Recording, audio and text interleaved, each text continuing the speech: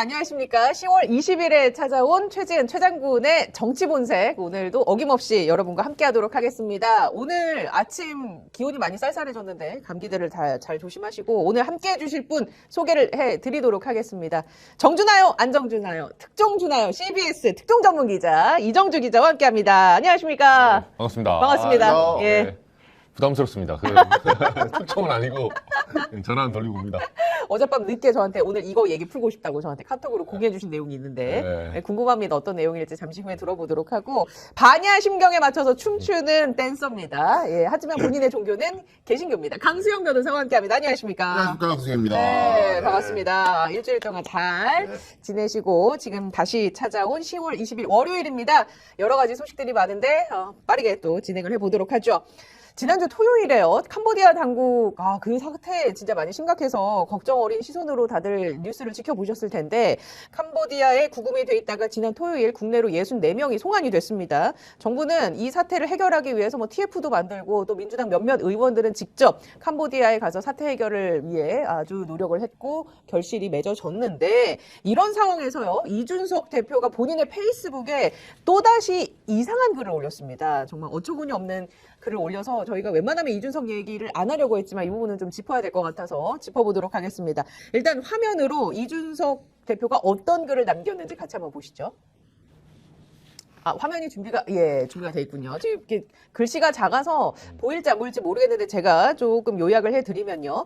캄보디아 사태에 있어서 정부 여당이 레카 유튜버 같이 행동을 하고 있다. 정치권은 행동들 같이 움직이기보다는 지금은 구조적인 문제를 살펴야 한다. 예, 그런 문장이 있고요. 국회의원이 해외 출장을 가면 높은 확률로 현지에 있는 우리 외교관들에게 의전 부담이 가중된다. 그래서 결국 억지로 외교관들이 현지 관계자 면담을 주선해야 하는 상황이 생길 수 있다. 이런 얘기도 있고요. 자, 이준석 대표의 페이스북 글을 보고 계신데 두 분 일단 이 사태를 어떻게 바라보고 계십니까? 지금 캄보디아와 관련한 여러 가지 이야기거리가 있을 수 있는데 우리 강수영 변호사님. 기본적인 구조는요. 예. 지금 캄보디아에 이제 억류돼 있는 그 사람들이 우리 국내 저는 이제 변호사니까 혈압이 예. 있다 보니 지금 만약에 국선 변호인에게 사건을 배당한다 그러면 열에 6건, 7건이 다 보이스피싱 가담자들이고 구조가 비슷해요. 예. 지금 장소가 캄보디아이다 뿐이지 그 사람들 구속돼가지고 이제 구속된 기로에 있는 사람들 면담해 보면은 다 비슷해요. 고수익 알바, 예. 돈 많이 벌 수 있다고 해가지고 무역회사라 그래서 지원했고, 알바 천국 통해서 지원했고, 예. 해외 광고 보고 갔고, 인스타 DM 받고 갔고, 네네. 다 같아요. 근데 가서 본인은 그렇게 돈을 많이 벌 수 있을 거란 말만 믿고 갔다가 이제 예. 보이스피싱에 가담할 수밖에 없게 되는. 그런데 법원에 지금 3, 4년 전부터요, 법원이 법정에 서가지고 나는 그게 보이스피싱인지 모르고 그냥 갔다가 그렇게 됐다라고 변론해서 예. 무죄가 나오느냐? 그렇지 않습니다. 그렇지 않은가요? 굉장히 강하게 처벌받아요. 어, 그러니까 법원의 판결문을 읽어보면은 뭔가 이례적으로 수익을 많이 준다는 것은 불법성이 있을 수 있다라는 미필적으로나마 인식했을 것이다. 라고 법원이 봅니다. 예. 그래서 구체적으로 보이스피싱 어떻게 조직이 운영이 되고 이 범죄 수단이나 속임수가 뭔지 예. 몰라도 인식 가능성만 있어도 이렇게 강하게 처벌되거든요. 그래서 이 사태는 본질적으로 캄보디아에 있는 지금 한국인 억류되어 있는 사람들이 거기에 있을수록 우리 국내에 있는 추가 피해자가 늘어나는 거예요. 예. 계속 범죄 이용 당하기 그렇죠. 때문에. 그러니까 그 사람들이 송환되길 원한다 안 원한다 이런 걸 떠나가지고 강제로 데리고 와야 돼요. 강제로 영장 청구해서 피의자로 간주해서 예. 데리고 와야 돼요. 지금 캄보디아 당국은 우리가 구출해도 한국으로 안 간다는데요? 막 이런 얘기가 막 나오잖아요. 캄보디아 당국 말을 못 믿겠지만. 그래서 일단은 데리고 오는 게 급선무인데, 근데 이준석의 저 페이스북을 읽어보면은 일단은 내용이 없어요. 알맹이가 없어서 AI가 쓴 것 같은 느낌이 강하게 듭니다. AI 쓴 글의 특징이 뭐예요? 예. 글은 긴데 알맹이가 없다. 네. 근데 레카 유튜버 같이 행동한다는 건 이건 이제 전형적인 레토릭인데 사람들이 보게 만드는. 이준석의 어법이잖아요. 네, 보게 만드는. 예. 또 스픽스에서 키우는 파리가. 예. 하여튼 이 레카 유튜버라는 얘기는 그냥 막 관심 가지고 벌떼처럼 달려드는데 본질을 못 본다 이 얘기를 이런 식으로 표현한 건데, 근데 이거 정말 또 다시 이준석에 대한 유감을 표명할 수밖에 없는 것은 이렇게 민주당과 정부가 달려들지 않고 그냥 조용히 하잖아. 이 사람 말이 뭐예요? 지금 조용히 하지. 기본 위릭을 해가지고 말이야. 일망타진을 해야지. 왜 이렇게 시끄럽게 달려가고 그래? 이 얘기잖아요. 또 아무것도 안 한다 그러면 뭐 하냐고 도대체 정부 여당 그렇죠. 이 중차대한 문제에서 예. 아무것도 안 하고 말이야. 뭘 해도 까는 얘기거든, 이게. 맞습니다. 예. 그럼 본인은 어떻게 하겠다는 내용도 없어. 맞습니다. 봐봐요. 아까 네모 쳤던 부분. 예. 내가 막 못 갔다는 얘기예요, 어쨌든. 의원이 가면은 외교관들이 의전해야 예. 되고 불편하고 못 갔다는 얘기를 뭐 그렇게 구구절절. 그렇지. 지는 아무것도 안 하면서 예. 비판을 위한 비판밖에 안 된다. 일단 제가 몇 가지 지금 말씀 중에 네. 제 그 소감을 말씀드리자면 이제 국민의힘에서도 피해자를 데리고 오라고 했더니 피의자를 데리고 왔다. 이런 표현도 나왔습니다. 네. 그러니까 이걸 두고 사실 가해자 피해자의 구분이 명확하지 않고 복잡한 사건이잖아요. 당연하죠. 그러면 말씀하신 것처럼 피해를 예방하기 위해서라도 강제로 데려와야 하는 게 지금 맞는 상황인 거고. 네. 그리고 경찰이 캄보디아에서 들어온 64명 중에 59명에 대해서 구속영장을 청구했다는 거 아닙니까? 그러니까 따져 묻겠다. 따져 물어서 추가 피해도 예방을 하고 이게 도대체 어떻게 된 일인지 파악을 해보겠다라는 의지가 나온 거잖아요. 네. 그럼 이제 그걸 지켜보면 될 일인데 지금 이제 이준석 대표의 페이스북을 들여다보면 진짜 먼 눈에는 뭐만 보인다고 본인이 해외 나가서 의전을 받을 생각만 하니까 국회의원이 가면은 의전을 받아야 되는데 그 현지에 알고 있는 정재계 인사들도 없는 사람들이 왜 거기 가서 의전을 받으려고 하냐 뭐 약간 이런 식으로 썼다라는 것은 본인 눈에 보이는 것만 지금 네. 언급을 하고 있다라는 것. 그리고 말씀하신 것처럼 조용한 작전이 필요하다라는 취지의 글도 썼지 않습니까? 근데 미국과 영국도 굉장히 강경하게 나가고 있잖아요. 그럼요. 그 보스로 꼽히는 이름도 생각 안 나네. 천즈. 네, 천즈. 뭐 재산 동결하고 뭐 한다는 거 아닙니까? 코인을 몇 조를 21조. 남겼다는 네, 거야. 가량에. 예. 그런 거 보면은 그 나라는 그러면 바보 같아서 그거를 대대적으로 알리는 겁니까? 전 세계적으로? 그러니까요. 예, 이런 상황에서 진짜 알맹이 없는 글이다. 본인 코인 예. 좀 많이 떨어졌을걸요, 이준석. 그렇기 때문에. 아, 그 시장이 코인 때문에 떨어졌어요. 그런가, 네. 지금? 요새 예. 하락장에서 안 좋아요. 네. 어떻게 보고 계세요, 이정주 기자님은? 저도 정말 믿기지 않지만 이준석 의원의 이 선택적 관종, 예, 그리고 실제로 강 변호사님 말씀대로 그 코인 때문에 그럴 수도 있어요. 왜냐면 지난 금, 토, 일 있잖아요. 예. 이때 암호화폐 시장에서 네. 비트코인 지금 거의 최대치 하락했거든요. 이쪽에서 지금 미 재무부에서 손을 대면서 실제로 범죄 조직들이 중국 쪽이죠. 결국은 이걸 현금화시키고 있어요. 예, 그래서 일시적인 폭락이 와가지고 지금 사실상 금리 인하기 때문에 유동성이 있어서 코인이 웬만하면 안 떨어집니다. 모든 자산에 다 빨려 들어가거든요. 근데 범죄자들이 이제 지금 이걸 현금화 시키니까 미국은 원래 예전에부터 이제 우리나라는 검사가 무섭지만 미국은 FBI보다 무서운 게 국세청이고 미 법무부보다 무서운 게 재무부예요. 네, 사실 미 재무부의 그 숨통 쪼르기로 예. 예전에 방코델타 아시아나 달러화를 결국은 통용을 못하면 그 글로벌 세계화에서는 고사됩니다. 근데 지금 이제 미 재무부가 나섰다는 거는 이 조직을 소탕하겠다고 지금 작정을 한 거예요. 예. 이렇게 지금 세게 들어가고 있는데 이준석 하는 말은 사실 저는 뭐 보지도 않았어요. 그러니까 강변에서 말대로 딱 보더니 뒤에 마지막 문장 있더라고요. 뭐 민주당이 결국 또다시 민주당 나왔다. 이 말 하려고 썼구나 결국은. 예. 그러니까 또 준석이 한 거고. 예.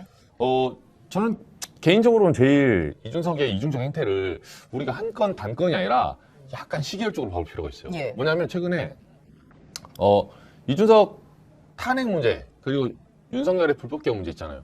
이런 거 나오면 거품 물고 욕하거든요. 근데 저는 불법개헌 뭐 당시 본인은 예를 들면 예전에 과거까지 다 끌어와서 윤석열에 내가 탄압 당하고 있어 당대표 쫓겨나서 뭐 권성동이 어쨌니 이철규가 저쨌니 뭐 심박 쓰기 시작해요. 심박 쓰는데 아니 박성재 전 법무장관 기각됐잖아요. 페이스북에 단 한마디가 없습니다.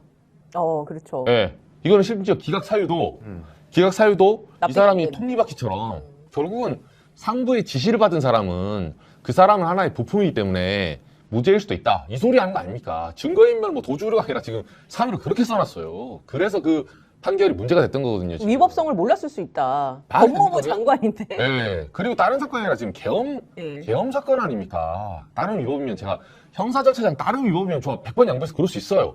왜냐면 그런 범죄에 이용되는 오히려 캄보디아 이런 보이스피싱에 이용되는 애들이 너 그냥 연락처만 해라. 물론 얘네도 알았겠죠. 하지만 때로는 참작해주는 사례가 있어요. 근데 계엄을 어떻게 그렇게 해석합니까? 근데 그런 중차대 문제는 단 한마디가 없어요. 한마디가. 제가 페이스북 올리는 꼴을 못 봤습니다. 그리고 본인 지금 백경정 그러니까요. 예, 김현지 이문정 이런 거는 숟가락 얹는다고 진짜 숟가락 다 나지겠네요. 엄청 바빠요. 엄청 바쁘고 그러니까 본인이 이게 왜 이렇게 하냐면 제가 이제 나중에 얘기할 건데 한 걸음 더 나가면 이미 국민의힘과 합당 빌드업을 하고 있는 거예요. 주제를 선택적으로 고르고 있잖아요. 그래서 국민의힘 내부에서도 엊그제 장동혁 대표 예. 언론 인터뷰 이제 50일 됐다고 취임 50일 쫙 했거든요. 제가 그 다 살펴봤는데 문장 중에 행간에 이런 의미가 있어요. 개혁신당과 지방선거에서 선거연대를 하겠느냐, 협력을 하겠느냐, 부정하지 않습니다. 하겠다 안 하겠다 말 안 하고 예. 그런 상황에 따라 그때 가봐야 된다. 한다는 소리죠. 한다는 소리예요. 그러니까 지금 얘기해 주신 거는 만약에 개혁신당이 국민의힘과 다른 보수의 길을 간다라고 했을 때는 선택적인 그 취사 선택에 의한 글을 올리는 게 아니라 아닌 건 아닌 것에 그렇죠. 대해서 그냥 일목요연하게 일관되게 얘기를 해야 되는데 그런 거는 하나도 없고 그렇죠. 국민의힘에서 하는 그런 스탠스를 이어받는 듯한 느낌을 질 수가 국민의힘이 없다. 정확하게 이중대 포격을 하고 있는 거예요. 국민의힘이 해가 되는 사안에 대해서는 예. 그러니까 지금 이쪽에 위헌 세력, 그 불법 계엄 세력 있잖아요. 예. 위헌 정당이 될까봐 이 세력들이 조금이라도 문제가 논란이 된다. 그래서 나중에 합당하려는데 내지는 선거연대 하려는데 국민의힘 내부에서 야, 저 이준석 하겠어? 저 지난번에 이렇게 얘기했잖아. 지난번에 우리 할 때 도와주지도 않았잖아. 이 소리 나올 것 같은 건덕지들 있죠. 절대 언급하지 않습니다. 공통적으로 보세요. 근데 그렇게 좀 사람들 관심 받을 만한 주제, 예를 들면 얘기해 주신 것처럼 이 캄보디아 사태 그 수사와 관련해서 이걸 누가 맡아야 할까라면서 이 대통령의 마지막 검사 임은정 지검장, 대통령 승은을 입은 경찰 백혜룡 경정 이러면서 이제 본인이 물음표를 달고 진짜 아니죠. 예, 그러면서 이 대통령과 민주당이 추진한 수사권 조정 검찰 해체 이후에 드러난 피해액만 수백억 원에 달하는 이번 사건에서 만약 수사가 제대로 된 성과를 내지 않는다고 하면 민주당은 결국 또다시 민주당다웠다라는 비판을 피하기 어려울 것이다. 아니, 지금 경찰과 검찰 구 체제에서도 보이스피싱이 문제된 게 지금 몇 년째예요. 이게 수사권 조정하고 무슨 의미가 관련이 없어요. 그러니까 이거는 어떻게 쓴 거냐면은 내가 캄보디아 사태에 대해서 글을 하나 쓰고 싶은데 김현지 그다음에 임은정 백혜룡 이런 키워드를 좀 넣어주고 민주당을 수사권 조정 관련돼서 엮어서 최대한 민주당을 비판하는 연조로 만들어줘. 이래가지고 와 나온 거밖에 안 돼. 썩센 글이다. 그럼요. 왜냐하면 논리적 정합성이 전혀 없어요. 여기에 임은정 백혜룡이랑 이렇게 왜 갑자기 나와 여기에. 갑툭튀. 그러니까요. 그러니까 이 문제를 접근하는 근본적인 그 시각은요. 캄보디아 당국이 정부의 비호가 없었다면 이런 집단 범죄 중국 조직이 이 나라에 압력할 수가 없어요. 이 조직이 왜 대한민국에는 없습니까? 대한민국 치안 체계에서 정부 하에서는 안 되는 거예요. 근데 캄보디아 정부는 부정부패가 만연하니까 얼마든지 결탁해가지고 범죄 조직이 대놓고 막 호텔을 막 몇 개 층을 갖다 전세 내고 몇 년 동안 엘리베이터도 안 눌리게 만들어 놓고 거기 범죄 주거지로 삼는데도 못 잡는다는 거 아니에요? 그게 정부하고 비호 없이 가능한 일이에요. 그러니까 캄보디아 당국 정부와 관련이 있는데 그런데 윤석열은 그 캄보디아 정부하고 짬짬이가 돼가지고 ODA를 그냥 막 엄청나게 몇백 조를 막 부어줄 그러니까요. 그런 일을 했다면 그러면 지금은 캄보디아 당국 너네들 똑바로 안 하면 우리가 원조 다 끊어버릴 거야. 맞습니다. 이거를 연구해야 되는 시점에 무슨 뚱딴지 같은 수사가 어쩌고 저쩌고. 아니 이거는 중국하고 이게 국제 문제예요. 동갑 아닙니까 이준석이랑? 동갑입니다. 좀 속 시원하게 좀 얘기 좀 해요. 서가 임마. AI 쓰지 마. 이렇게 얘기하겠습니다. 그러니까 속이 터집니다. 갑자기 이제 요새 핫하니까 임은정 검사장이나 이제 백혜룡 경정이 언론에서 다루는 프레임이 뭔가 둘의 좀 의견이 조율이 안 되는 거 아니냐 이런 식의 이제 프레임을 잡다 보니까 이준석이 이거다 하고 이걸 해야 이제 좀 내가 사람들의 관심을 끌 수 있겠다 해서 올린 글이 아닐까 싶고 지금 얘기를 종합해 보면 사실 이 사태를 바라보는 시각이 여러 가지가 있을 수 있지만 본질적인 것은 우리나라 국민이 연루됐다는 것이고 추가적인 피해는 막아야 되겠다라는 것이고 또 하나 확실한 건 윤석열 정부 때 어마어마한 돈이 그 풀렸잖아요. 그 캄보디아의 ODA 건으로. 그러면 우리가 그 원조를 한 입장에서는 큰 소리를 좀 낼 수 있는 거 아닙니까? 당연하죠. 근데 그런 부분들은 이제 별로 거론도 잘 되고 있지 않은 그런 상황이다. 그죠? 예. 그러니까 캄보디아 문제가 사실은 여기가 그 국영통신 회사 우리나라처럼 그러니까 인터넷이나 통신이 그 발달하지 않았어요. 과거에 우리 IT 혁명 이전이거든요. 네. 그래서 윤석열 정부 초반에 무슨 얘기했었냐면 캄보디아 쪽으로 들어가면 KT 같은 걸 이제 차리면 통신회사가 독점적으로 여기 그러니까 망산업을 할 수 있다. 근데 아시다시피 이 망산업은 자연 독점으로 가거든요. 망을 먼저 먹은 놈이 먹어요. 그 경쟁력이 문제가 아닙니다. 버스 노선 51대 49로 처음에 51을 먹잖아요. 점점 사람들이 편한 곳을 많이 타기 때문에 실력의 의무로 하는 게 아니에요. 여기 완전 경쟁 시장이 아니거든요. 그래서 망산업 같은 경우는 우리가 우편 사업이든 철도 산업이든 통신이든 기본적으로 국가 독점이 들어가요. 근데 이거를 캄보디아의 우리 기술 이전을 전제로 망산업에 지금 손을 대려 했던 게 김건희 쪽 세력이라는 설이 정권 초부터 파다 있어요. 이거 빼먹으려고. 예. 처음에 그럼 국가가 ODA 깔아주고 막상 이거를 수익 먹을 때 있죠. 그때는 이제 민간 투자 들어갈 때는 김건희 식 사람을 끼워 넣는 거예요. 그래서 몇 대 몇으로 그것도 쉐어하게. 그렇죠. 이익을. 그럼 깔 때는 ODA로 하기 때문에 윤석열 정부 비정규직 5년짜리 윤석열 정부에서 국민 세금으로 깔아주고 왜냐하면 OECD 평균 ODA 비율이 있거든요. 예. 후진국 도와주고 뭐 국위 선양하고 우리도 옛날에 받았으니까 그렇게 생색내고 나중에 빨아먹는 꽃감은 다 김건희 쪽이 먹겠다. 그렇게 해서 시작은 처음부터. 그래서 특검이 이걸 시간이 있어서 못 보고 있는데 예. 처음에도 이게 계속 문제가 됐었거든요. 네. 그래서 지금 이제 ODA 원조를 그러니까 캄보디아 쪽에서 계속 그런 얘기가 나왔잖아요. 아니 우리 땅에서 일어났지만 뭐 우리가 했냐고 이런 식으로 수사당국이 손을 놨거든요. 아니 중국인하고 한국인끼리 가해자는 중국인, 피해자는 한국인, 우리 땅에서 일어났을 뿐이다. 손 떼버리니까 ODA 얘기 나온 거예요 처음에. 그럼 우리도 원조하지 않겠다. 이게 기본적으로는 사실상 그 메콩강 프로젝트 그렇지만 예. 캄보디아가 뒷돈 받고 이런 범죄 조직에게 그러니까 자생적으로 리베이트를 받으면서 이 범죄를 양산하는 거를 사실 방조하는 거예요. 후진국에 있을 수 있는 일이거든요. 우리가 캄보디아 쪽에 그것까지 잘못했다고 말하는 게 아니에요. 말하자면 외교부 쪽 우리도 그런 시절을 겪었으니까. 그래서 코리안 데스크 설치하고 이걸 협조해서 처리하자는 거지. 왜 우리 국민이 거기서 범죄하는데 너 아무것도 안 하고 왜 예방 못했냐? 이 소리를 하는 게 아닙니다. 그게 만국 공통적으로 일어나는 현상이기 때문에. 근데 이걸 가지고 예. 국내에서 이걸 해결하려면 어떻게 교민들 그 피해자든 가해자에 가담했던 문신했든 안 했든 간에 잡아와야 총책을 수사를 할 거 아닙니까? 그러니까 영장을 치고. 예. 근데 이거 갔다고 문제고 뭐 가서 민주당 했다고 문제고 사실 이거를 이 어떤 수사나 우리 교민 문제나 이런 수사가 실패하길 바란 거예요. 아니 언론도 지금 얘기해 주신 것처럼 문신 얘기를 막 하더라고요. 헤드라인에. 그건 좀 부끄러워야 한다고 생각합니다. 언론 스스로가. 아니 문신하고 안 하고가 지금 중요한 게 아니잖아요. 이미지가 그렇게 보일 수 예. 있는데 요지는 그 문신한 사람이 100% 피해자란 게 아니에요. 뭐 그 사람이 우쭈쭈해서 불쌍하다 이게 아니에요. 예. 이 사람도 가담이 됐기 때문에 그 점선면으로 이루어져 있는 점조직을 쫓아가서 그 총책을 전체적으로 그림을 이해하고 일망타진해야 되는 그런 용도에서 하는 거지. 문신한 사람 와서 지금 영장 청구하려 하잖아요. 그래서 예, 예. 피해자이자 가해자니까. 그러니까. 아무튼 이 사태가 이제 앞으로도 계속 불거져 나올 것 같습니다. 이번이 뭐 오늘로서 끝이 아니고 계속 나올 이야기들이니까 저희가 또 계속 이준석 이야기는 좀 그만하라는 댓글도 있는데 네, 따라가 보고 이상한 소리 하면 한 번씩은 이렇게 짚어줄 필요가 있다. 이 말씀을 드려보고 자, 두 번째 주제는 도널드 트럼프 미국 대통령이 에이펙에 열리는 기간 한국을 방문합니다. 이달 말로 이제 예정이 되어 있는데 그 미국 대통령 트럼프의 방문 일정이 말이죠. 김정은 북한 국무위원장과 회동하는 것 아니냐라는 이야기가 나오고 있습니다. 미국 정부가 비공개로 논의해 왔다고 미국 CNN 방송에 관련된 이야기를 보도를 했습니다. 우리나라 정부 소식통은 아직까지는 뭐 이제 구체적으로 그런 이야기를 내비치고 있지는 않은데요.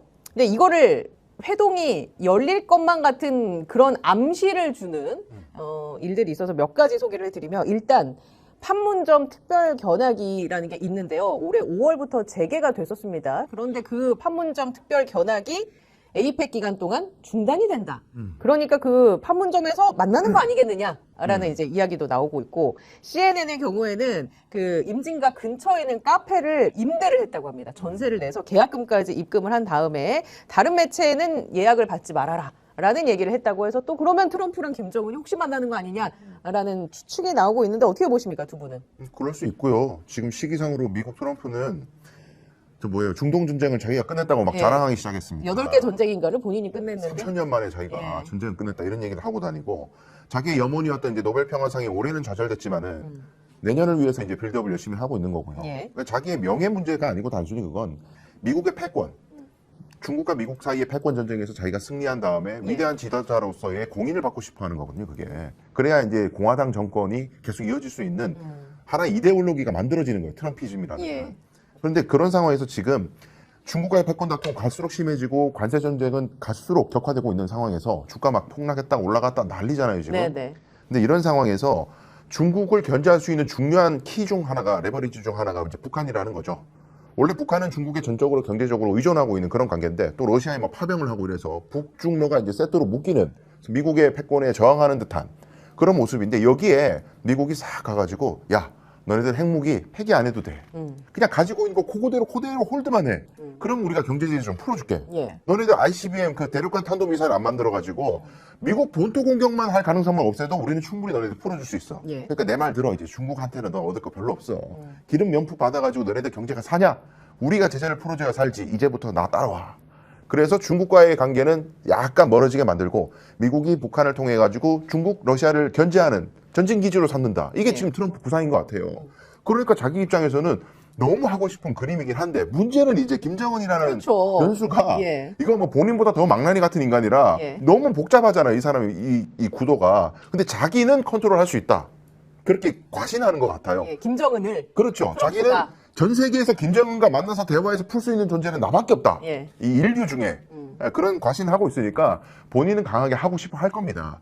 근데 이제 북한이 뭐 트럼프의 친서나 이런 걸 막 수령을 거부한다든가 이런 식으로 예. 자꾸 지금 이제 약간 그 견제구를 날리고 있는데 본인들이 살기 위해서는 중국보다 미국 쪽에 붙는 게 낫다라는 판단을 하면 만날 가능성이 있죠. 만날 가능성은 있다. 네. 그런데 과거에 북한이 그 2019년에요. 만났었는데 그때 당시에 딱히 얻은 게 없지 그렇죠. 않습니까? 네, 네. 그러다 보니까 이제 김정은 입장에서는 이거 그냥 트럼프의 보여주기용 쇼에 내가 또 이용당하는 거 아니냐라는 걱정을 할 수도 있고 네. 그렇기 때문에 과연 등장할 것인가라는 이야기도 나오고 있는 상황인데 기자의 시선으로 보는 건 어떻습니까?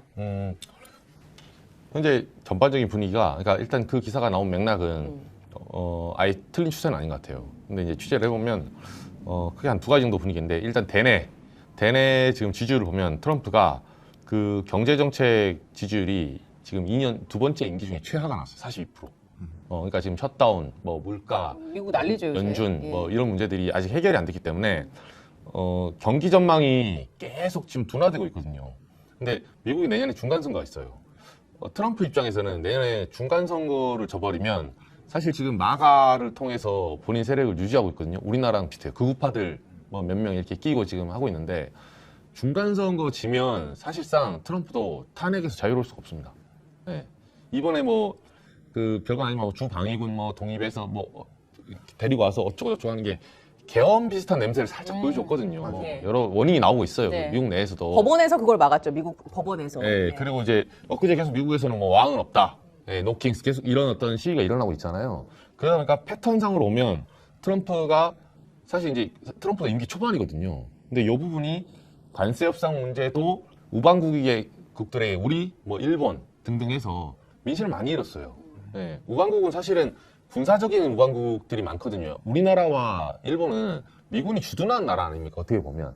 이게 자주국방에서는 굉장히 치욕적인 거거든요. 그렇죠. 그럼에도 땅을 내주고 주일미군. 아니 2차 대전 졌으니까 당연히 미군이 주둔군으로 들어가는 거고, 우리는 2차 대전 지지도 않았는데 다른 나라 군대가 들어와 있어요. 전쟁을 일으키지 않은 나라 중에 다른 치해법권상 군대가 들어가는 나라가 몇이나 됩니까? 거의 없어요. 그렇게 대량이 이렇게 들어오는 거는. 근데도 동북아의 어떤 특수사상 이게 있는 거거든요. 북한 때문에. 근데 그러면 상호 호혜 관계로 보통 안보적인 측면에서 베네핏을 주면 그 반도체나 경제적인 부분에서 풀어줍니다. 근데 양쪽을 다 때리잖아요. 그렇죠. 지금 트럼프. 그러면 동맹을 유지할 이유가 없는 거예요. 냉정히 말해서. 제가 하지 말자는 게 아니라 이유가 없어진다고요. 하나는 파터가 돼야 되는데 파터가 안 되면 어떻게 합니까? 그래서 계속 이게 분화가 되고 있어 지금. 분화가 되고 있는데 대외적으로 트럼프가 이런 위기에 지금 봉착할 수 있다. 그래서 이 탈출구로는 깜짝 서프라이즈 제일 좋죠. 북한이 제일 만만하죠. 그리고 하고 나서 통수 때리기도 좋고. 근데 저는 이제 이걸 이제 그 두 가지 측면에서 전망을 해보면 김정은 만나기 쉽지 않다. 네, 쉽지 않고, 특히나 판문점에서 만나는 건 더더욱 쉽지 않다. 왜? 한 번 했거든요. 한 번 했는데 트럼프 그 책의 거래 기술 보면 예. 나와요. 같은 방식으로 거래하면 안 됩니다. 그러면 예를 들어서 갑자기 그 뭐 경주에서 만나긴 그러니까 트럼프랑 뭐 김정은하고 경주와 북한 사이에 적절한 독립된 곳이 어디 있을까? 독도에서 만나. 예를 들어서. 그게 서프라이즈죠. 헬기 띄어서. 제3의 장소. 그렇죠. 여태 가보지 않았던 네. 그림을 연출하는 것. 그렇죠. 그래서 이제 이 지점에서 제가 전화 연결을 전기한 평론가를 연결해서 본인이 취재한 바가 있다고 합니다. 네. 그 이야기를 좀 들어보도록 하겠습니다. 지금 얘기해 주신 걸 종합하면 트럼프랑 그 김정은이 안 만났던 사이가 아니고 과거에 만났었는데 그렇죠. 뭔가 주고받아야 하는 입장을 분명히 가진 그 두 주체가 만날 때는 우리가 기대하지 않았던 모습이 나와야 본인들이 그 효과를 극대화할 수 있을 거 아닙니까? 그렇죠. 그런 차원에서는 판문점이 아닐 가능성이 높다. 저는 이거 연막이라 봐요. 연막이 만나게 되면 다른 곳이고 예. 안 만날 가능성이 있는데 지금 트럼프가 더 궁한 상황에 처했다. 그러면 그 관련해서 취재 내용이 있다고 하니까 정기한 평론가에게 한번 물어보도록 하겠습니다. 아, 통화 중이라고 하나? 이거 정말 라이브군요. 녹음된 게 아니에요? 아니, 녹음된 게 아니고 제가 언제쯤 전화를 드리겠다고 했는데 지금 전화를 다른 분과 통화를 하고 있습니다. 취재 중이신 것 같은데? 예, 지금 계속 네, 전화 오시겠죠, 뭐. 통화 중입니다. 저는 그래서 이거 하나만 더 말씀드리면, 하노이 그 회담 무산 이후에 김정은이 착하다는 게 아니라 김정은 입장에서는 굉장히 공경에 처했었어요. 이제 그때부터 북한의 매파들에게 엄청난 압박을 받았거든요. 그렇죠. 예, 그리고 독재국가에서 이런 식으로 과감하게 서방국가랑 손을 잇는 거 쉽지 않거든요. 이런 식으로 뒤통수를 맞게 되면 본인 지배 체제가 흔들려요. 그래서 사실은 김정은은 당시에 본인은 좀 더 내밀고 싶었지만 그때 결국은 그러니까 내부 정치에서 몰린 거예요. 그렇죠. 네가 그때 믿고 뭐 아무리 수령이어도 여기도 조선 군주 같은 그런 느낌이군요. 왕이 아니잖아요. 실제로 조선은 사대부의 나라거든요. 동당 정치가 있었고 북한 똑같아요. 집단 지도 체제이기 때문에 그 매파들 절대 동북아에서 양키 놈들하고 손잡으면 안 된다. 그런 식으로 말하는 사람들이 많아요. 믿지 마라. 그것에 휘둘릴 거라고 보세요, 김정은 위원장이? 그래도 지금은 세력상 보면 왜냐면 저는 그 좀 더 여유가 있어졌다고 해요. 왜냐면 처음에는 이제 김정은이 사실은 여러 분석 중에 스위스에서 유학을 했잖아요. 그렇죠. 그러다 보니까 사실 본인이 무슨 구국의 운명 이거보다는 예. 북한에 있는데 독재자로서 자기가 떵떵거리는 너무 불편한 거야. 아무리 부자여도 스위스면 전 세계에서 아니 가장 모든 뭐 제네바의 모든 지금 무역기구나 세계기구의 센터가 다 거기 있잖아요. 그러니까 고물가에 그런 럭셔리한 곳에 살다가 이 북한 왔더니 거기서 부자면 뭐합니까? 다 불편하게 사는데. 그래서 김정은도 그걸 타개해보고 싶은 마음이 있던 거예요, 경제적으로.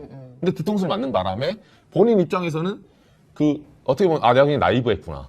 이런 깨달음을 얻은 거죠, 지금. 그로부터 이제 한 6년, 7년이 지난 거예요. 지금. 그렇죠. 예, 근데 상대는 똑같은 사람이야. 그렇죠. 트럼프. 예. 그래서 그걸 분석하고 있기 때문에 이번에는 지난번에 10을 줬다면 이번에 20이 아닙니다. 한 40, 50을 줘야 나와요. 김정은으로서 네. 그러니까 이게 이제 트럼프의 접근법은 이런 것 같아. 항상 돈이면 다 된다. 예. 돈 주면 다 되는 거고 궁한 놈들한테 돈 주면 싫어할 게 뭐 있느냐. 네. 예를 들어서 중국하고 미국하고 싸울 때 대두 싸움 있죠. 대두 콩. 아, 예. 그러니까 중국이 콩을 이제 미국산 콩을 대거 수입해서 돼지를 키우다가 이제 전쟁이 무역 전쟁이 나니까 야 이제 미국산 수입하지 마. 딱 끊어버리고 아르헨티나 콩 사. 그래서 아르헨티나하고 계약해서 콩을 막 들여요. 예. 미국은 그 중부지방에 그 이제 농업지대가 엄청 많기 때문에 트럼프의 지지 기반도 농업이 있고 그러다 보니까 트럼프가 비상이 걸렸어. 그래서 트럼프가 하는 게 너무 쉬워요. 아르헨티나한테 가가지고 통화 수합 해줄게.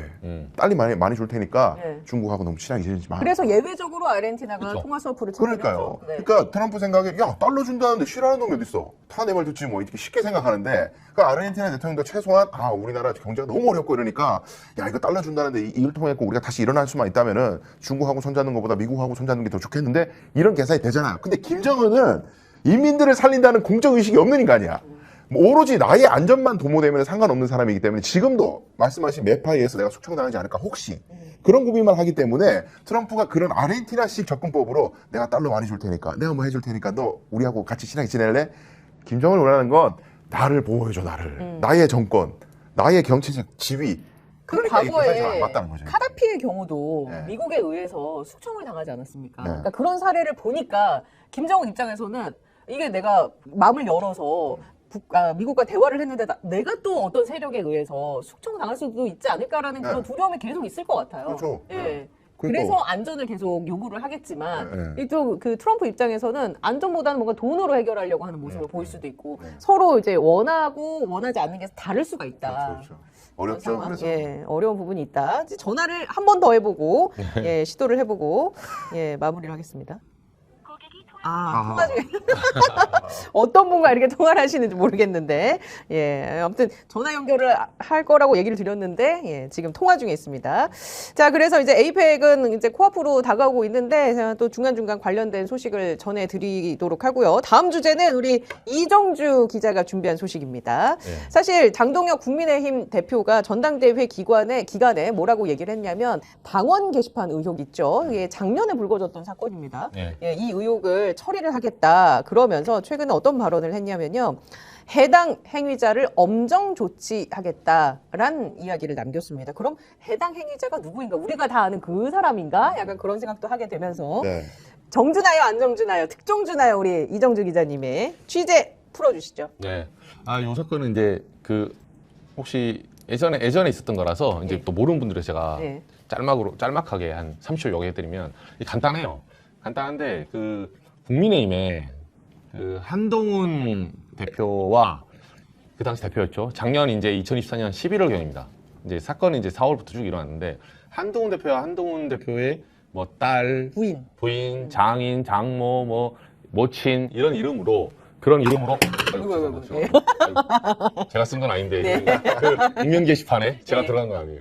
근데 그 익명 게시판에 들어가서 윤석열과 김건희를 이제 비난하고 뭐 개목줄 걸어라 뭐 등등등 그 이제 여러 가지 글이 있어요. 어떤 사람은 사설을 올리고 어쨌든 당시에 그 당정 갈등이 있었잖아요. 그러니까 대통령실하고 한동훈 갈등이 있을 때 자신의 가족들을 이용해서 익명으로 비난하는 글을 썼던 근데 그게 들켰던 이제 그런 사건이 예. 짤막하게 봤습니다. 근데 이게 본질은 뭐냐면 그게 원래 익명 게시판이었어요. 그 국민의힘 들어가면 익명으로 써서 아무도 쓴지 몰라요. 근데 당원만 쓸 수 있는 그렇죠. 익명 게시판. 그렇죠. 당원이지만 땡땡땡으로 나와요. 예. 땡땡땡인데 이게 중간에 근데 당원이라는 건 무슨 말이냐면 휴대폰으로 우리 그 인증번호 받는 거 있죠. 예. 정말 빡세게 받아요. 네. 이건 주민등록보다 더 빡센 겁니다.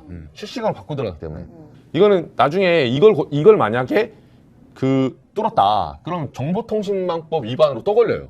그래서 이렇게까지 위조하면 범죄가 커집니다. 그래서 사실상 휴대폰 인증까지 하기 때문에 당원만 들어갔다고 보면 돼요. 근데 이제 나머지 가족들이 당원이었겠죠. 근데 들어갔는데 거기 들어가면 원래 익명이니까 땡땡땡으로 나와요. 근데 그때 어떻게 되냐면 중간에 에러가 나가지고 중간자만 땡이 된 거예요. 그러니까 최지은이면 최땡은 이런 식으로 예. 한동훈이면 한땡훈. 근데 이게 우연히 일치할지 모르지만 이제 네티즌들이 추론을 해본 거예요. 예를 들면 한동훈 대표의 이제 지인 중에 허수옥 이분 여사 그냥 허땡옥 흔한 이름이 아니거든요. 예. 장인어른 진영구 진땡구 어. 8명 정도가 주구장창 일관성 있게 김건희하고 윤석열을 비난하는 글이 나와. 예. 이상하잖아요. 그 갈등이 있을 때. 그래서 이 당원 게시판이 에러가 나서 누군가가 이제 신고를 했어요. 이건 한동훈이 한 거다. 네티즌 난리 났는데 이 기사를 처음에 소위 태극기들 윤석열 쪽 태극기들 쪽에서 유튜브에서 막 난리가 난 거예요. 예. 그래서 제가 그 기사를 이제 처음에 접하고 나서 유튜브를 접했죠. 그래서 한동훈 거의 죽일 놈 됐었죠 그때 당시. 그렇죠. 근데 저는 뭐냐면 이게 제 PR이지만 그 레거시 미디어에서 제가 처음 썼어요. 이 기사. 예. 처음에 우리 부장이 그러더라고. 너 혹시 이거 아니면 정말 짜치는 짓 하게 된다. 어. 무슨 게시판 갖고 글을 쓰냐 임마. 그러니까 이 내용을 잘 몰라요 사람들이. 모르는데 왜 화제가 됐냐면 그 가족들 아이디를 보면 밤 11시 27분부터 2분 간격으로 김건희 윤석열 욕하는 글이 붙습니다. 그러니까 이 말은 뭐냐. 조직적이네 나름. 한 명이 네. 민증을 쫙 깔아놓고 들어가서 썼을 가능성이 높다는 거죠. 뭐 한지붕 세 가족입니까? 할아버지 쓰시고 할머니 쓰시고 여기 쓰고 물론 익명 게시판 쓸 수 있어요. 욕할 수도 있죠. 욕할 수도 있는데 그게 중요한 게 아니라 대통령과 한동훈이 이제 갈등이 있었는데 당대표와 그게 익명 게시판에서 그런 식으로 이제 포격을 했는데 이게 문제가 된 거는 사실은 제가 요거 마지막 한마디만 이게 포인트가 이거예요. 왜 단순히 익명 게시판 쓰면 그 당원 몇 명 된다고 자기들끼리 보는 거지 솔직히 누가 알겠어요? 그게 아니라 모 매체가 친한계라고 불리는 모 기자가 그걸 따다가 기사화시키는 거예요. 아 여론이 이렇다라는 그렇죠. 식으로. 예, 당원 네. 게시판에 들어가 보니 본인은 못 들어갈 거 아닙니까? 예. 익명 게시판이니까 그 기자 본인은 못 들어갈 거 아니에요. 예. 그러니까 예를 들면 당원인 뭐 취지원 있으니까 들어가서 당원인 사람한테 얘기를 해달라고 해요. 내지는 캡처를. 그럼 내용을 듣잖아요. 그럼 그건 사실 아닙니까? A란 사실을 가지고 B라는 여론을 만들어요. 또 B라는 여론이 나니까 A에서 또 증폭된 거야. 그럼 이건 뭐냐면 사실 여론 조작의 성격이 있다는 거예요. 그러니까 기사화 시켜서 예. 지금 윤석열과 김건희가 잘못하니까 국민의힘 당원들 익명 게시판에서도 윤석열 욕하는 목소리가 많습니다. 라고 기사가 나온다는 거죠. 그럼 그거를 누가 설계했냐가 이제 중요한 거예요. 이건 여론 조작이니까. 그러면 지금 이건 이제 추정의 영역입니다.만 네. 해당 행위자가 누구라고 생각하십니까? 저는 추정이 아니라 한동훈이 생각해요.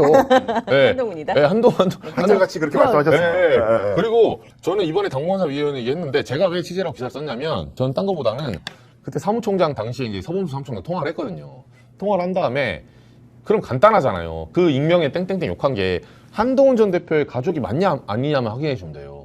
간단하잖아요. 이게 뭐 어려운 게 아니죠. 고소고발로 갈 것도 아니에요. 그냥 지금 장인한테 전화해서 장인은 혹시 그런 글 쓰셨습니까? 3천 끝. 근데 그게 왜 그렇게 어려운지 2달, 석 달을 가는 거예요. 그래서 당내에서도 한동훈 대표가 이걸 한 거 아닐까라는 여론이 일기 시작한 거예요. 근데 중요한 거는 저는 정치적으로 봐요. 쓴 거는 물론 잘못됐지만 쓴 거는 그럴 수 있잖아요. 아니 강수영 변호사님이 뭐 예를 들면 네티즌한테 막 동접 욕먹고 있는데 강 변호사님 뭐 가족들 중에 와이프나 형이나 동생이 강 변호사님 공격하는 사람들에게 악플 좀 써니 그게 뭐 인간적으로 이해 못할 바는 아니지 않습니까? 그럴 수도 있죠 인간적으로는. 근데 중요한 거는 그게 아니라 강수영 변호사가 그게 걸렸는데 아니라고 했다는 거예요. 이게 사실이냐라고 물어봤을 때 대답을 뭉개거나 내지는 아니라는 식으로 얘기를 하는 거예요. 맞다 아니다 정확히 말하지도 않고. 예. 그러니까 이거는 정치인의 정확히 말하면 거짓말과 정직의 문제로 넘어간 거죠. 이제 왜냐면 당대표였으니까. 그렇죠. 예, 그래서 한동훈 전 대표가 제가 이 기사 쓰고 나서 저를 비롯해서 그 유튜버들 있죠. 이 문제 제기한 사람을 고소한다 했거든요. 근데 고소 완당하죠. 안 들어왔어. 제가 지금도 그때 법률위원장이 누구냐면 주진우 의원이에요. 주진우 법률위원장 말로 예. 이 허위 사실을 예. 고발하겠다 이렇게 얘기를 하더라고요. 그 서울청에. 근데 아직도 고발 안 했어요. 그래서 제가 이 자리에서 한 번 더 고발해 주세요, 제발. 왜 아직도 고발 안 합니까? 저를 허위 사실로 고발해 주세요. 기사를 썼으니까. 저는 자신이 있거든요. 대신에 제가 주진우한테 딱 한마디 더 할게요. 똑같이 근데 주진우 본인 이름 거세요. 그래야 제가 무고죄 들어가니까. 맞지 않아요? 변호사 아시잖아요. 예. 제가 회사 변호사 물어보니까 당으로 걸면 안 된다고 하더라고요. 여기까지 모든 법률 서비스를 제가 그대로 제공하도록 하겠습니다. 변호사 선임은 여기에 요쯤 되면 제가 볼 때 이쯤 되면 그렇게까지 고발한다 했으면 사망유예 둘 중에 하나는 끝장 봐야 되는 겁니다. 제가 아니면 제가 기자 그만둘 테니까. 오. 네. 만약에 사실이면 배지 내려놓으세요. 오. 무고죄로. 걸었어. 네. 저는 나름대로 취재를 해가지고 쓴 거고, 제 요지는 뭐냐면, 지금도 한동훈 전 대표 쪽이 뭘 어떻게 살라미를 치냐면, 한땡훈이라는 사람이 실제 동명이인이 있어요. 예. 그래서 누군가가 썼나 봐요. 근데 제가 문제 제기한 건 한땡훈을 제기한 게 아니거든요. 그 그 가족 8명에 뭐 장인, 장모 이 사람들 있죠. 이 사람들이 한동훈 전 대표의 진짜 실제 가족인 것 같다.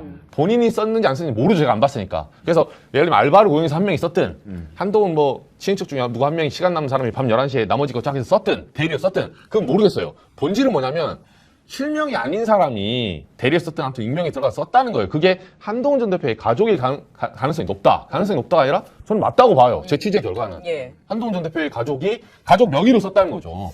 자, 그러면 이제 한동훈으로 다들 생각을 하실 텐데, 변호사가 보기에는 이게 법적으로 뭐가 문제가 있고, 그 다음에 이제 시기적으로 장동혁은 지금 이걸 왜 꺼냈을까? 지금, 왜냐면 지금 그쵸. 이게 과거에 있었던 일이지 않습니까? 그쵸. 한참 전에? 1년 전에. 네. 근데 지금에 와서 이제 이렇게 하는 의도에 대해서 이제 두 분과 또 얘기를 나눠볼 텐데, 일단 법적으로 한동훈 대표에게 이게 법적으로 되게 중한 처벌을 받을 수도 있다고 제가 들었거든요. 근데 이게 좀 애매해요. 일단은 주민등록번호나 이런 인증을 할 때 그 당사자의 동의를 안 받고 내가 무단으로 타인의 주민등록번호 같은 걸 이용해가지고 어디 사이트 가입하고 이거 다 이제 정보통신망법 위반이 됐든 뭐 개인정보보호법 위반이 됐든 문제가 되는데 가족이잖아요. 예. 허락했다. 예. 쓰라 했다. 동의 다 받았다. 이래버리면 이게 애매한 문제가 생기고 일단 1번. 그 다음에 두 번째는 이제 여론조작적 측면이 예. 좀 있어야 해당 행위로 갈 수가 있어요. 이게 게시판에 다른 사람 여러 아이디를 동원해가지고 막 글을 올렸다고 해서 그게 바로 범죄가 되진 않아요. 여론조작 수준이 되려면은 양이 엄청 일단 많아야 되고, 그 다음에 수많은 양을 가지고 아까 말씀하셨다시피, 야, 지금 국민의힘 당원들의 여론이 지금 바뀌고 있다! 이래가지고 기사가 나갔잖아요. 이 쓴 기자와 결탁이 돼야 돼요. 내가 이렇게 글을 쓸 테니까 요거 소스로 기사 써줘. 여론이 바뀌고 있다고 하나 써줘. 그러면 이거 완벽한 여론 조작이고, 그러면 이제 국민의힘의 당원 게시판을 운영하는 목적이 뭐예요? 당원들의 의사와 어떤 뜻을 자유롭게 수렴하려고 만들어 놓은 건데, 그걸 왜곡시키면 그렇죠. 업무를 방해한 거거든요, 예. 이게. 근데 그런 측면이 있고, 그래서 결국에는 해당 행위가 되려면은 내가 욕 좀 했다. 이것만으로는 안 되고, 이 욕을 한 것을 국민의힘 일반적인 당원의 여론인 것처럼 만들어가지고 기자와 공모해서 허위 기사를 만들었다까지 가야 돼요. 근데 이게 언론사 채널에 그쪽이 네. 항상 하여튼 한동훈 쪽 단독은 채널이고 그게 과학이죠, 과학. 매우 친한 사람이 있다고밖에 생각할 수밖에 없는데 그쪽에서 이야기가 나와줘야 되는 거거든요. 근데 가령 예를 들면은 아니 나는 전혀 그거 상관없고 당원 게시판 다른 사람한테 들었더니 비난하는 글이 쫙 있고 다 익명인데 기자가 봤을 때에는 다 땡땡땡으로 돼 있었지 이름이 없었다. 예. 그래서 분위기가 바뀌고 있는 줄 알고 나 기사 썼지. 나는 뭐 공모한 거 아무것도 없어 이렇게 잡아뗄 거라고요. 네네. 여기에 과연 국민의힘이 당무감사를 가지고 더 팔 수 있느냐. 예. 요거의 관전 포인트예요. 그러면 이제 그 당무감사위 결론이 어떻게 나느냐가 중요할 것 같은데, 네. 결론은 어떻게 날 거라고 보십니까? 저는 지금 이제 당무감사위원장이 사실은 굉장히 강성분이었거든요. 예. 이호선 교수라고, 지금 계엄탄핵 때 조금 혼돈스러워서 사람들이 잘 모르시는데 이분이 이제 부정선거론 거의 주장하신 분이에요. 네, 굉장히 강성 이제 태극기 오셨거든요. 예. 그래서 당내에서도 이호선 당무감사위원장은 사실은 이 지금 장동혁 쪽, 예. 그래서 한동 같은 이런 약간 애매모호한 회색 분자 몰아내야 된다. 지금 이렇게 생각했고 그저께 이제 그 구성이 완료된 거예요, 예. 6명이. 근데 제가 전화를 좀 돌려보니까 두 가지가 있는 것 같아요. 시나리오는 이게 뭐냐면 결국은 개라고 하기보다 한동훈의 탈당이 이러지 않을 수도 있어요. 탈당이 일어나지 않을 수 있다? 일어날 수 있다. 일어날 수 그러니까 있다. 탈당을 유도하기 위한 지금 빌드업이다? 빌드업으로서 첫 탈을 텄다. 왜냐하면 저는 이제 장동혁 대표 쪽 취재를 해보니까 장동혁 대표의 속마음 모르죠. 속마음 모르는데 이제 겉에 외피의 양상이 어떠냐면 처음에는 한동훈 전 대표 이 당계 사건을 본인도 세게 하고 싶지 않았어요. 추정컨대. 왜냐? 이거를 뭐 그런 말 있잖아요. 칼집에 칼이 있을 때 제일 무섭다고. 막상 휘두르면 자기도 무기가 없어지거든요. 그래서 이 목을 잡고 가려고 했던 거예요. 이 문제는. 그리고 본인도 옛날에 친한 게였잖아요. 예. 자기도 말을 바꿔야 되는 게 있어. 그 당시 있었을 때 무슨 뭐 저기 TV조선인가 나와가지고 본인이 이렇게 얘기한 게 있어요. 화면이 많이. 맞아요. 예, 친한 게가 요새 페이스북에 겁나 올려요. 예. 제 거에 피드에 다 뜨더라고요. 그만 보고 싶어요. 근데 이거 정동영 대표가 뭐 그때 이거는 한동훈을 탄압하기 위한 거다 어쩐다 하면서 그런 식으로 이제 방어했던 게 있거든요. 옛날에 이제 1년 전이지만 자기 부정을 한번 해야 되고 그러면서 또 무기를 잃는 여러 가지 고민이 있거든요. 근데 왜 급선회 하게 됐냐? 가장 뭐 핵심이 뭐냐면 장동혁이 지금 그립을 상실했거든요. 그 그립 상실이 당내에서. 네, 예. 대표적인 게 뭔지 아세요?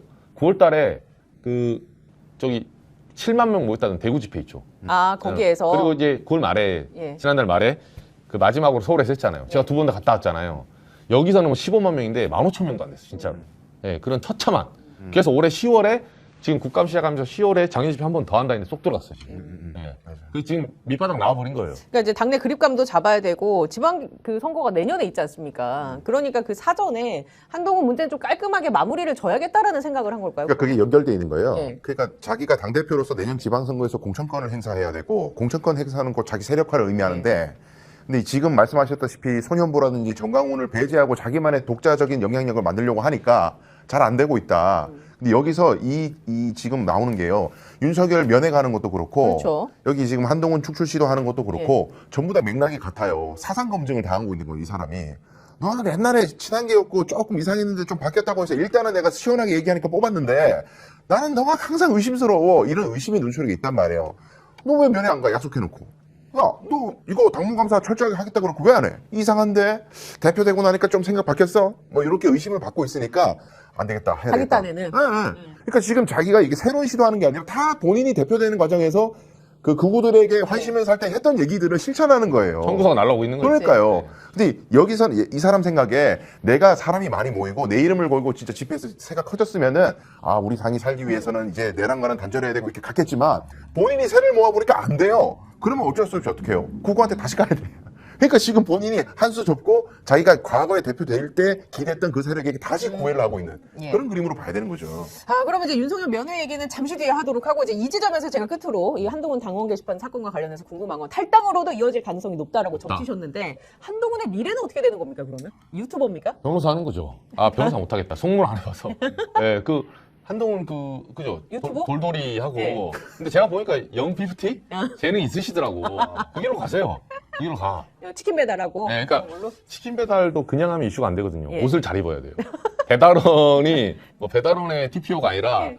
정말 패시한 옷을 입고 다니시잖아요. 예, 굳이 예. 치킨 배달하는데 누가 50대가 그런 옷을 입고 아, 누가 봐도 그 나들이 갈 때 치킨 사는 복장이지. 그치. 예, 예. 그런 복장으로 배달도 하시고 예. 훌륭합니다. 훌륭하고 나름대로 이게 그러니까 그럼 정치는 안 할 거라고 보시는 거예요? 만약 본인은 하고 싶겠죠. 음. 본인은 하고 싶은데 저는 설 자리가 마땅치 않을 거다. 그리고 지금 이제 한동훈 쪽에 대해서 당에 물어보잖아요. 제가 아까 똑같은 얘기인데 뭐 말하고 싶지 않지만 이준석하고 한동훈 제가 등치시켜서 물어봤어요. 차라리 뭐 예를 들면 이제 밸런스 게임 하는 거죠. 뭐 너 이거 뭐 농약 먹을래 뭐 먹을래 이런 거 하잖아 밸런스 게임으로. 근데 진짜 한동훈을 제일 싫어하더라고. 이준석보다 더 네, 차라리 이준석이 낫다. 준석이는 뭐 집 나간 탕아 돌아온다.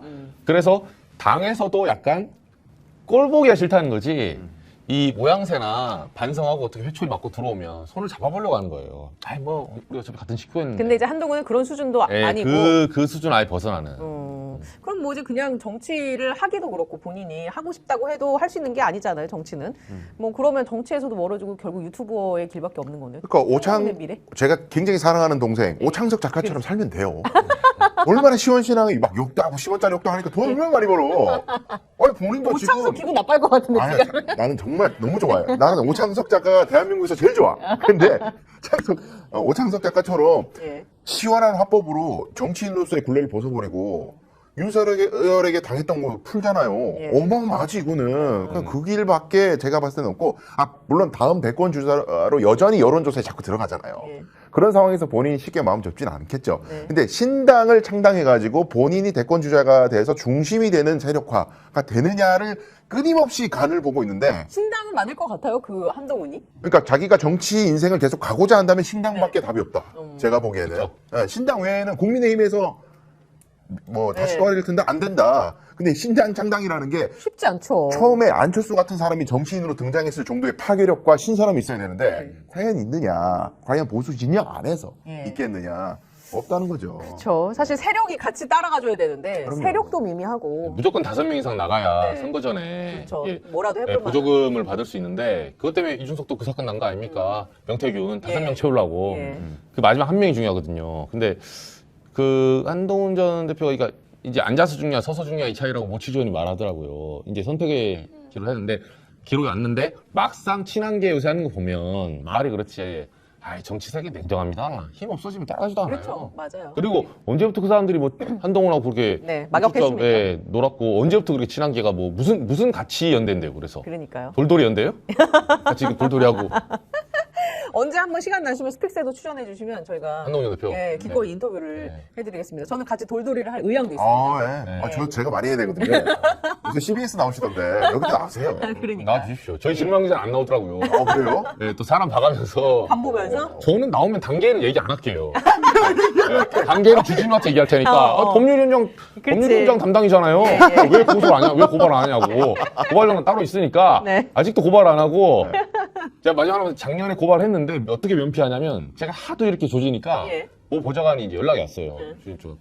유 기자님. 주진우 쪽에서 그러니까 그 주진우 측근까지는 아니고 이제 주변에 있는 네. 당에 그 보좌관님 저한테 보좌관님 전화 와서 기자님 고발했는데요. 내가 고발장 줘보라 했어요. 아 그래요? 줘봐. 그러니까 아니야 나 이럴 줄 알았다. 너 딱 하는지 보니까 거기에 보면 고발장 이제 대상 있잖아. 고발 대상이 한땡훈 있죠. 그러니까 한동훈, 한땡훈, 팔동훈이라고 8명의 한동훈 있어요.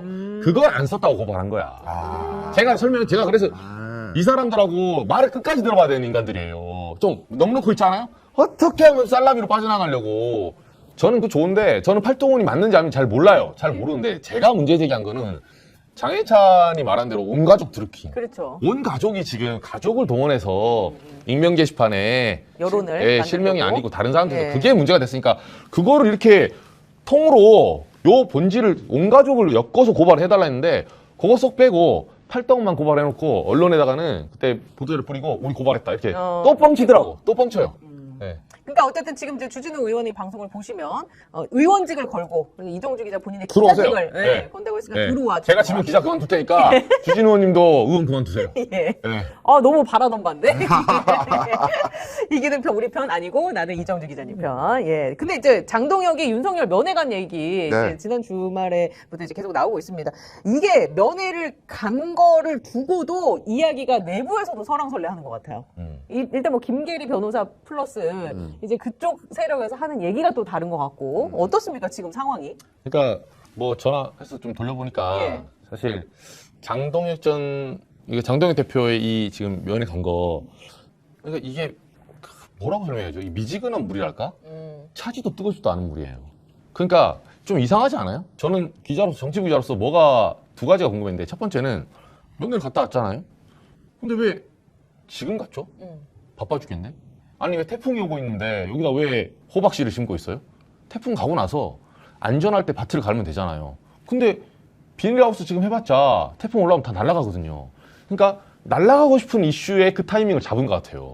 그 말이 다. 타이밍상으로. 예, 본인도 가긴 갔는데 그러니까 뭐냐면 너 왜 윤석열 면회 안 갔어? 갔잖아요. 언제? 지난번에 태풍 때 갔습니다.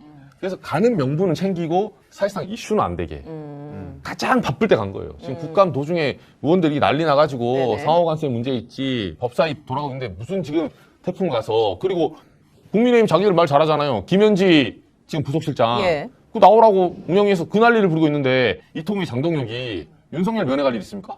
이슈가 이게 분산되는데 타이밍이 너무 이상하다. 이거는 면피용 타이밍 때 이럴 수 있다. 그냥 이제 본인이 얘기한 그 공약이 있으니 그걸 그렇죠. 실천은 해야 되겠고 그렇죠. 극우 세력에 뭔가 어필은 해야 되겠는데 타이밍상 이쯤 가면 노출은 좀 최대한 안 될 것 같아. 그렇죠. 그 시기를 골라서 간 것일 그렇죠. 것이다. 나는 하긴 했다. 예, 난 하긴 했다. 이 얘기를 한 거고 두 번째는 메시지가 없어요. 그러니까 갔다 왔는데 제가 이제 김민수 최고위원하고 예. 장동혁 대표 둘이 갔다 왔다고 하더라고요. 그래서 김민수 최고 오늘 아침 통화해봤어요. 예, 뭐라고 그 하던가. 물어보니까 그 이제 김계리랑 둘이 싸움 났잖아요. 김계리 변호사는 왜 일반 접견했냐. 그렇죠. 뭐 10분밖에 안 했는데.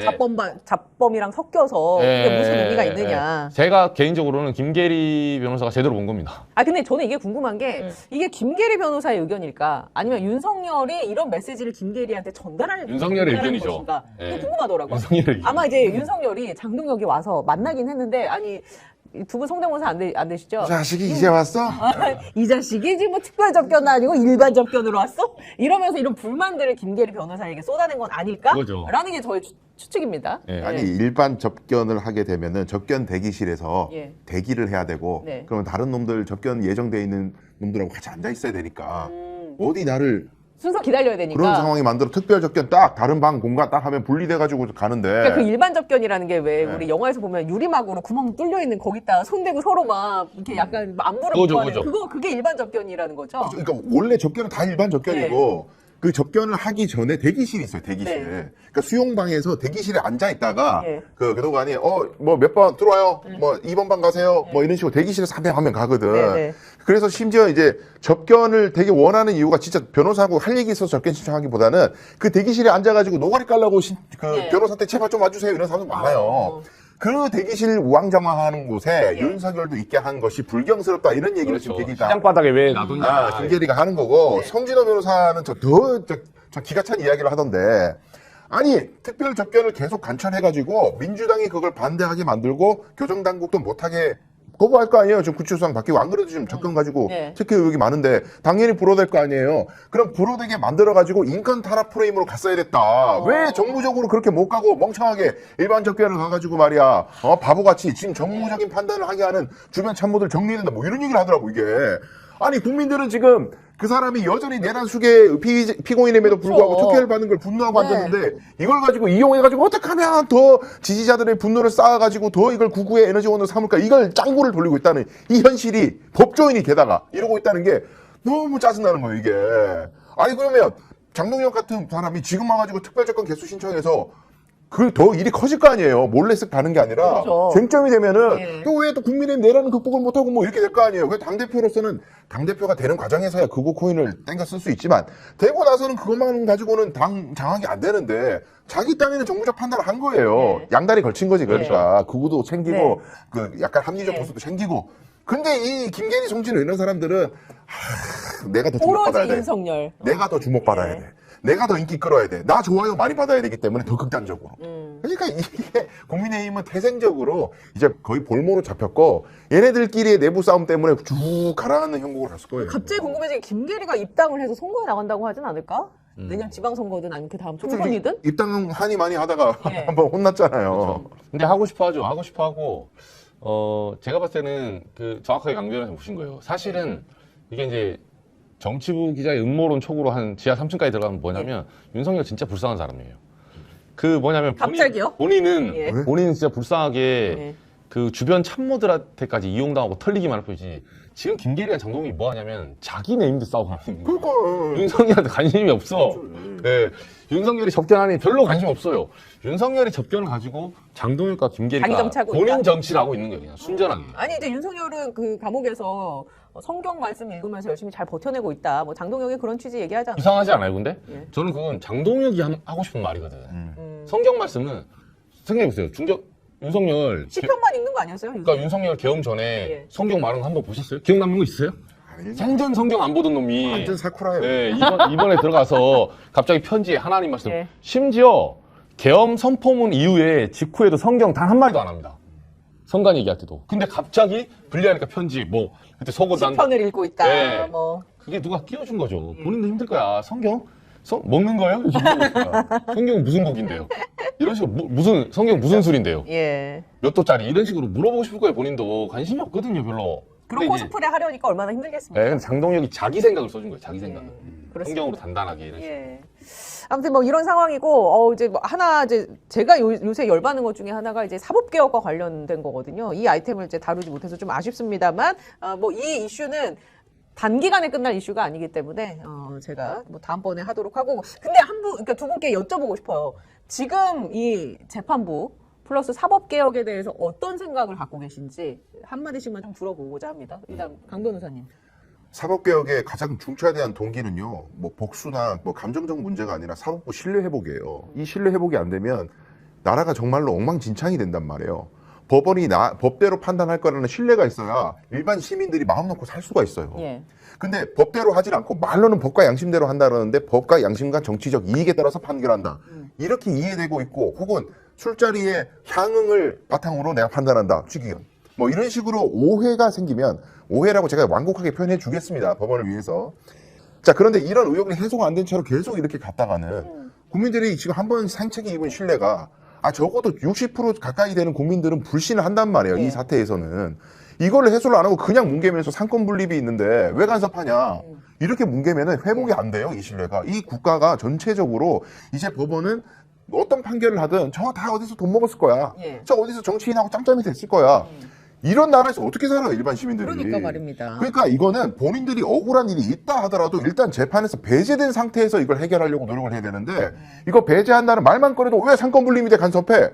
상권 분립은요. 분리만 되는 게 아니라 분리와 견제예요. 아니 법원도 국회의원도 잘못하면 처벌하잖아요.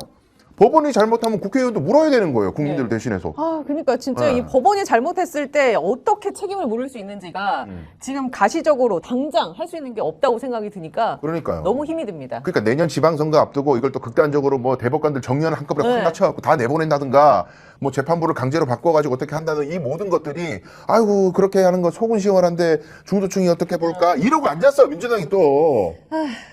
어떻게 뭐 사법개혁 관련해서 한 말씀 하신다면 지금의 재판. 저는 조금 불편할 수 있는데 저는 사법개혁의 속도전과 강도를 지금 좀 강도에 대해서 가속도를 하고 있는 다른 사안에 대해서 모르면 정청래 대표 올바른 길을 가고 있습니다.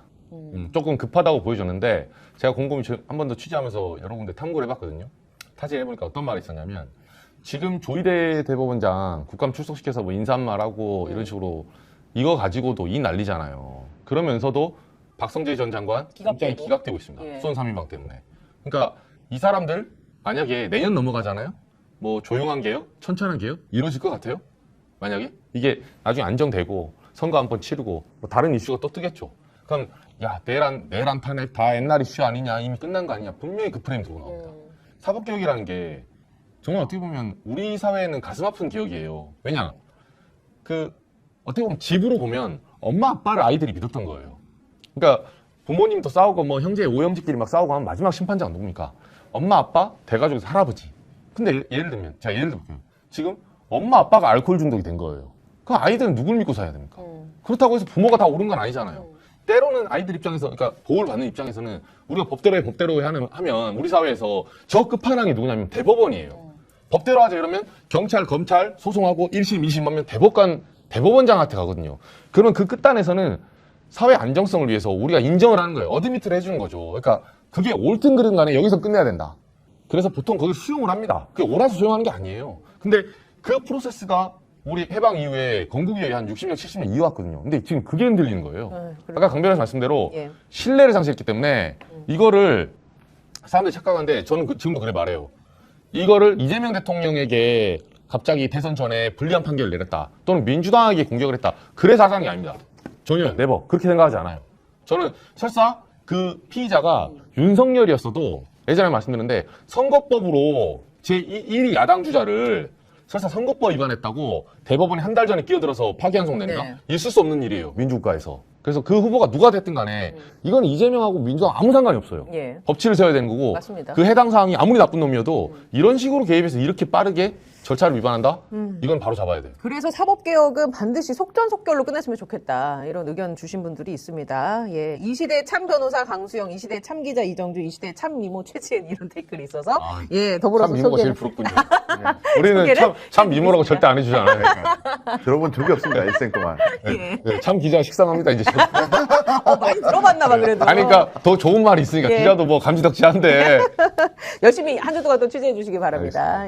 자, 두 분 분 보내드리기 전에 광고 말씀 남겨드리고 이제 인사를 드리겠습니다. 최대 128만 원 혜택입니다. 인터넷 TV 신규 가입하시면 48만 원, 휴대폰 구입했을 때는 최대 50만 원, 정수기 렌탈했을 때는 최대 30만 원입니다. 인터넷 가입과 동시에 알뜰폰 또는 휴대폰 새롭게 장만 없이 현재 쓰고 있는 휴대전화, 통신사만 변경하시면 최대 30만 원 혜택을 돌려드리겠습니다. 인터넷 성능은 거기서 거기거든요. 혜택만 잘 비교를 해보세요. 비교원 23년 동안 60만 명 누적 가입자 달성을 했고요. 983억 원 누적 현금 사은품도 지급을 했습니다. 그리고 개인정보 보안도 철저해서 한 건의 보안 사고도 없었습니다. 8억 이상의 보증보험 가입을 해서 한 분도 억울한 일이 없도록 준비한 비교원입니다. 인터넷, 휴대폰 정수기 비교는 비교원에서 해주세요. 자세한 내용 1670-2571번을 통해서 상담을 받으시거나 네이버에 비교원 검색하시고 상담 신청하시면 되겠습니다. 스픽스 보고 전화했다고 하시면 비밀 혜택을 더 드린다고 하니까요. 문의 많이 주시고요. 자, 그리고 보험이 찾아왔습니다. 스픽스와 더 착한 보험 파트너스가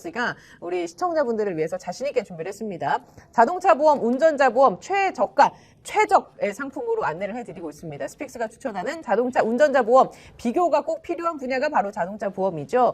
내가 가입한 회사 제일 저렴한지 최적인지 점검을 한번 해보십시오. 그리고 아마 운전자 보험도 같이 가입을 많이 하셨을 텐데 가입했다고 문제없다 아닙니다. 갈수록 매번 바뀌는 제도, 법 이런 것들 체크해 보셔야 됩니다. 운전자 보험도 제대로 준비되어 있는지 확인해 보시고요. 없는 분도 이미 가입되어 있는 분도 전화 한 통하면 해결이 됩니다. 31개 손해보험사의 자동차 보험, 운전자 보험을 비교 분석해서 안내를 해드리겠습니다. 더 착한 자동차 비교 견적 스픽스 운전자 플랜 자신있게 준비했습니다. 1644-1226번으로 지금 바로 연락 주시고요. 자, 이제 날씨가 좀 추워지면서 관절 건강 챙기셔야 할 것 같은데 나이가 들수록 무릎, 허리, 어깨, 관절 쑤시는 거 뭐 당연하다라고 생각하실 수 있는데 관절 건강은요. 삶의 질과도 아주 바로 연결이 됩니다. 스픽스에서 관절과 연골 건강을 위한 필수 아이템 소개를 해드리겠습니다. 바로 상하제약의 MSM 더블케어입니다. MSM, 관절과 연골 조직을 구성하는 중요한 성분인데요. 식약처에서 관절 그리고 연골 건강에 도움을 줄 수 있다고 인정받은